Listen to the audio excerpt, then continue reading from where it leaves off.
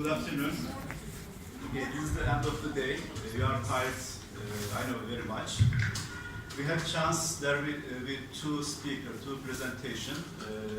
At the beginning I thought 15 minutes is enough, then we can increase the time for presentation. And also we have enough time to discuss and contribute for the presentations. Welcome again. There are three, but there will be two presentations here. First one is Nazmul Islam is here.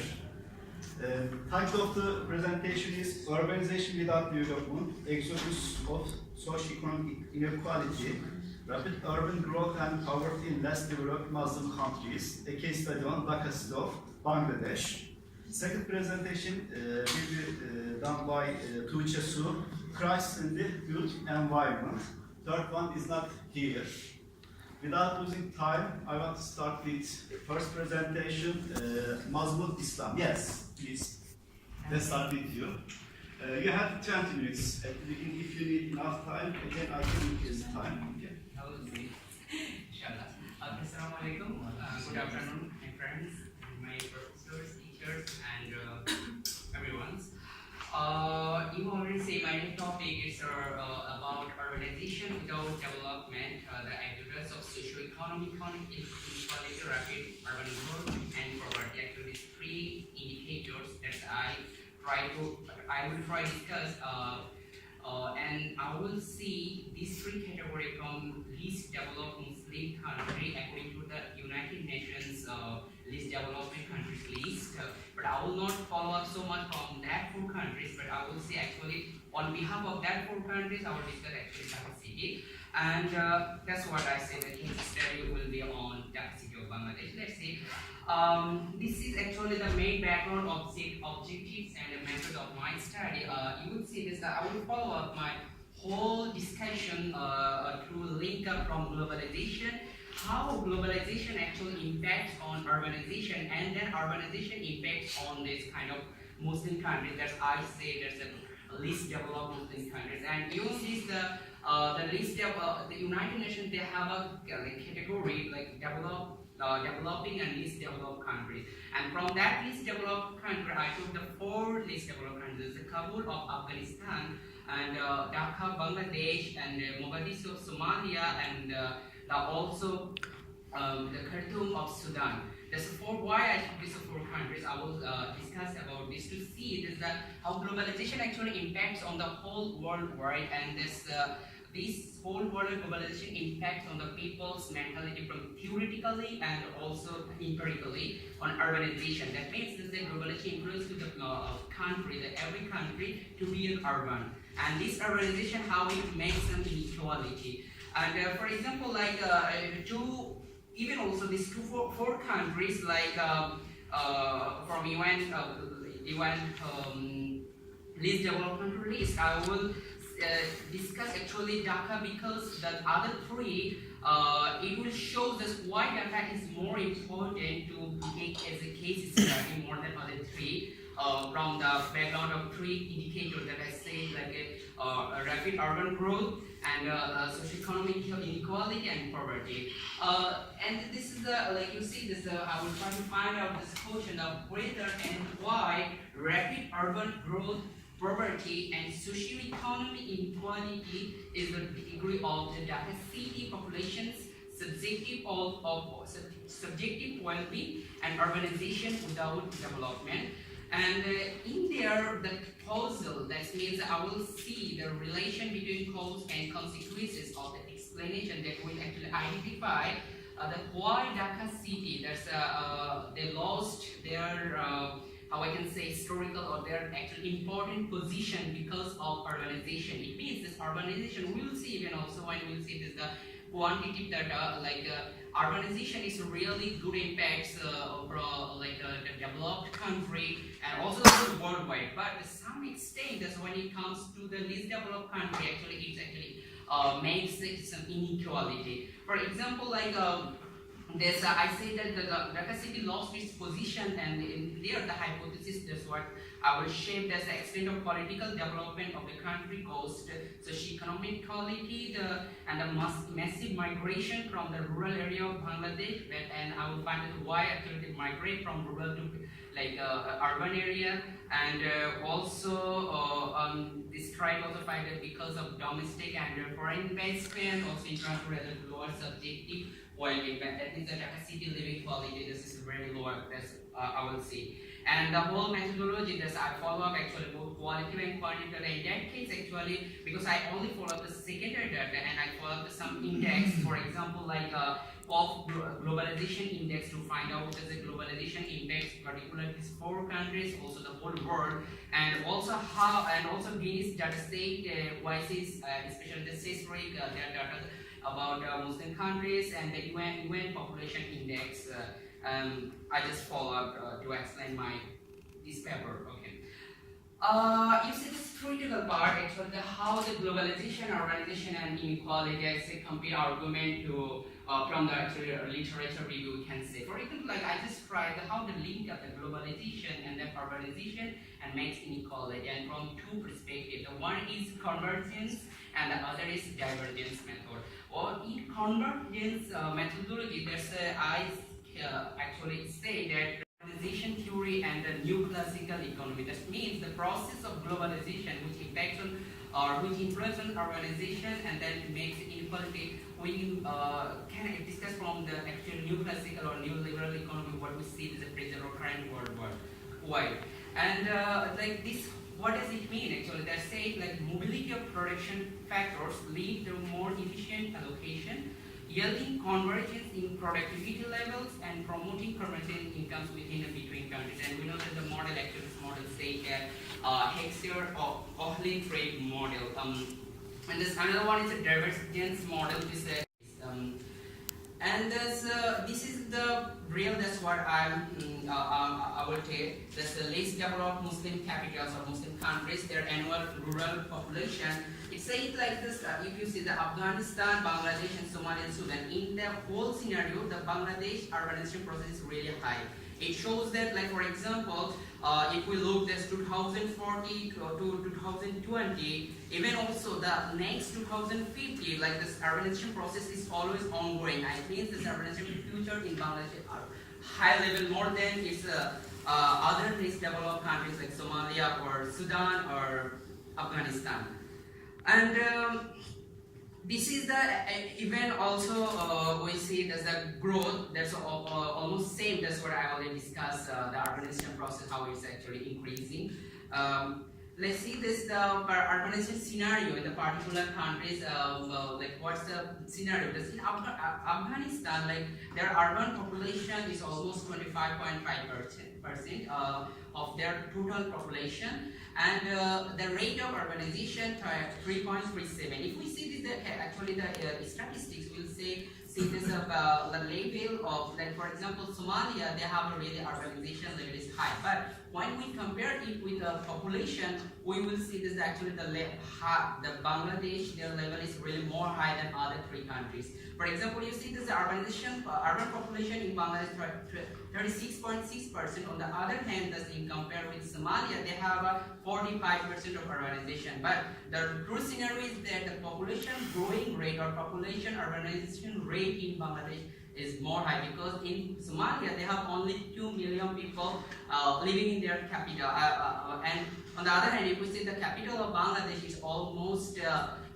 recent data say it's almost 90 million. So like there is 2 things that we have to understand. It's almost Istanbul, but the size of Dhaka is not Istanbul.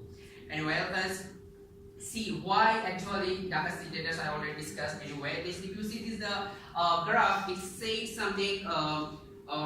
It took from world population review, and I just categorize it from, you see the Dhaka, Kabul, Mogadishu, and Khartoum, their population level. You see the Dhaka is really high number of population, even the like it's almost say this 27. On the other hand, the Kabul is saying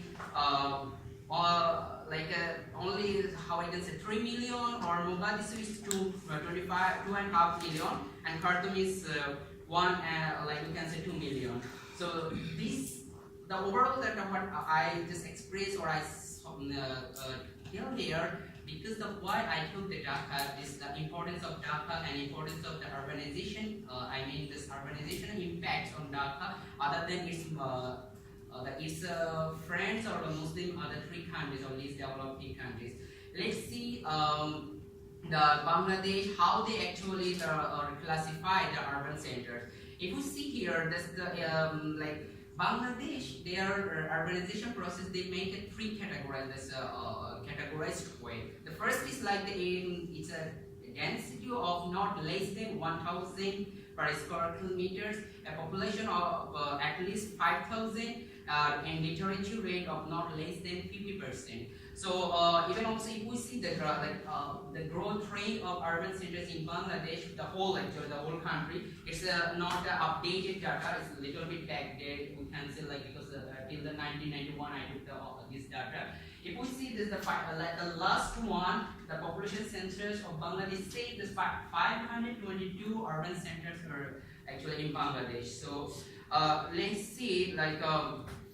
What's the situation of Bangladesh, the whole big city, that's the big cities of Bangladesh. Bangladesh, they have, if we say about the big cities or metro population cities, almost 7 to 8 metropolitan cities, and in this area, you see the population where they are living. The 46% of population who are living in a big cities, they are 46% living in Dhaka. So it means that the importance of Dhaka is really high from the background or from the indicator of urbanization. And let's say like okay, we understand that Dhaka from our perspective or from the indicators of urbanization is really important. But the question is then why there's urbanization? We know this urbanization means development, but in Dhaka why is it different? Why there is urbanization but there is no development? This is something before like we have to know something about the Dhaka. For example, the greater Dhaka area, it means like not only city. The greater Dhaka area, they have almost 80 million population according to the 2016, and now it's almost 27. That what we see. And for example, like let's say like according to World World Bank statistics say this is the one of the most densely populated areas in the world.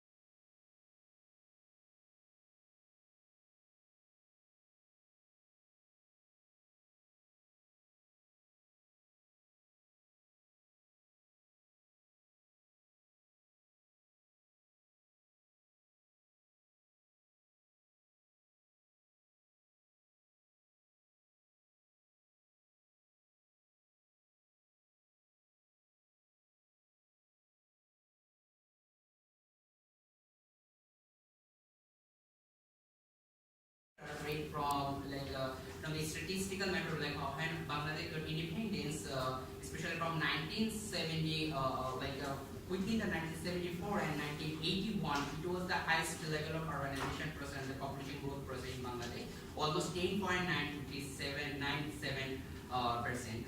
And this actually rapid growth in urban life, in metro city of Bangladesh, and rural life in Dhaka has gone into decline. And annually, the cities attract 3 to 400,000 people, migrants from rural area to Dhaka city. And this expansion of Dhaka city is constrained by physical barriers such as the low-lying flood prone, because the Dhaka city is wholly actually covered by the river. So it's also another major measures we can take this. The process will be very bad in future.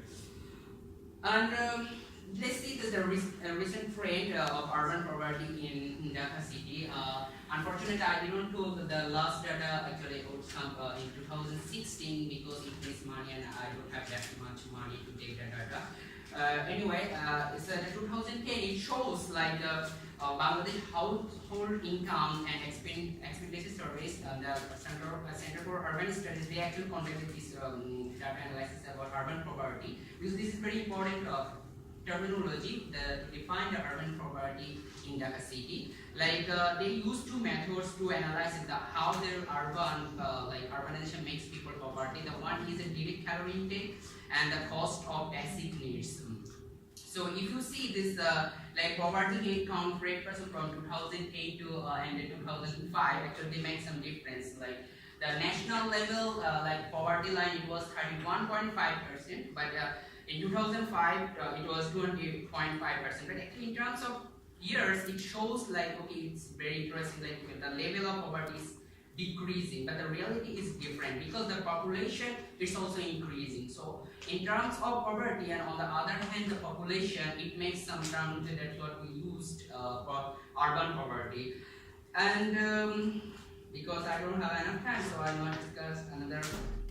Okay, let's see this. Another most important issue is the poverty and slums in Dhaka city. That's what we just previously said about the issue. You see this. Actually, it is not important to show statistical data or to talk so much about inequality, socio-economic inequality. So the big picture. This is the actual one slum dweller who are living, and beside you see there's the rich people, like we can say the high class or the middle class people are living, and this is the actual real scenario of the whole economic package situation. There's the socio-economic inequality. We don't need actually so much data to understand this the situation. That's the how the inequality creates, because these people just try to remember or see the picture. These rural people, they come these poor people, they come from the rural area to migrate in Dhaka city because to develop their economic condition and also their social condition. And it also shows us how it makes actually inequality and poverty poverty rate in Dhaka city. And also like how actually we can define this poverty and slums. For example, like say the rural exodus, or the World Bank, they say that each year up to 500,000 rural migrants stream into Dhaka for work and showing the breadth of the urban poor. And the second, private slum. Actually, it's one kind of, we can say the terminology that we use the slums, people who are living in Dhaka city, like the private slums. The slum people who are coming in Dhaka city and paying money to the private landlords in every month, $32. You see this in statistic in here. And also they have to pay some money to the local lords. We actually say, this the one guy actually present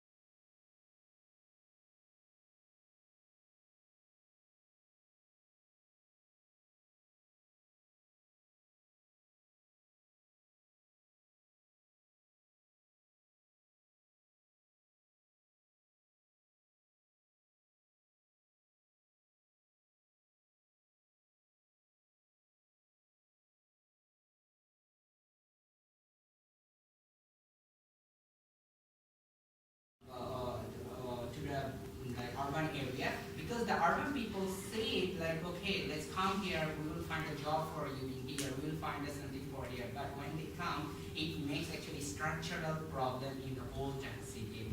That's all from my side. Thank you so much. Thank you very much, Nazmul, Servant University from Germany. Okay, now the time is for question and answer and also contribution or comments.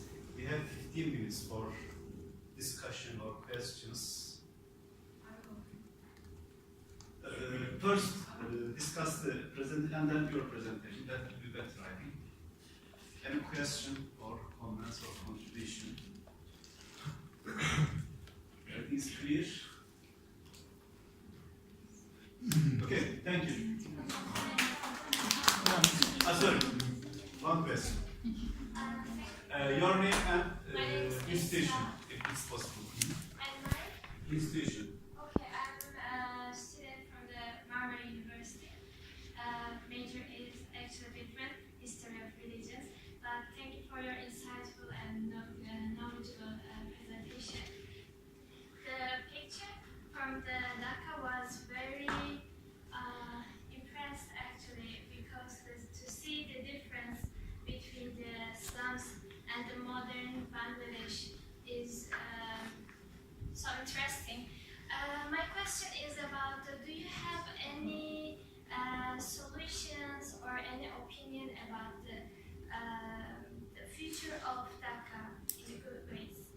Actually, because my paper is it is working the current situation, actually urbanization, how it's impact on Dhaka city. But the solution, of course, there are actually a lot of solutions. But the thing is that what is going on the urbanization, because that's why I just try to link up the globalization and urbanization, because everything has come from the globalization, and globalization impacts on every country urbanized way. So we cannot say against globalization, because every country, every specific country is benefited from the globalization and also urbanization. So, for example, like when I'm working on this paper, I find one literature something say that if these people sent to their rural area, like no, you cannot stay in this area because there would be a limited people, then it will be also structural problem, or another structural problem for Dhaka city, because they are the people who are modern, like say, they are actually benefited from these poorer people. So they are taking their how I can say labor in a cheap price. So if those people again move to their how I can say rural area, it's also the structural problem. But the thing is, it should to be, because if they don't move, and if another solution can be like the other urban cities or the big cities of Bangladesh, it should to be developed. It should to be developed, and then the people automatically they move that the other cities. For example, the industry or like international corporations or anything is actually related to either Dhaka or our second cities, Chittagong. So in that case, the government or like whoever policy maker, they should make some policy like to how I can say stratification. That's the places. I mean, the things. I think that's. I have put some contribution to this presentation. Sure. I'm Jawahar from Dhaka also. My solution for this program, I feel that the decentralization of administration and decentralization of development is the better solution for this urban crisis in Dhaka city. Okay, because all the development, and you know that the Bangladesh is a very small country and overpopulated country. We also see this in this presentation. And in the same time, Bangladesh is a unilateral government system. Unilateral government system. That means all the powers concentrated in the Dhaka city, and every type of business, every type of facilities, either is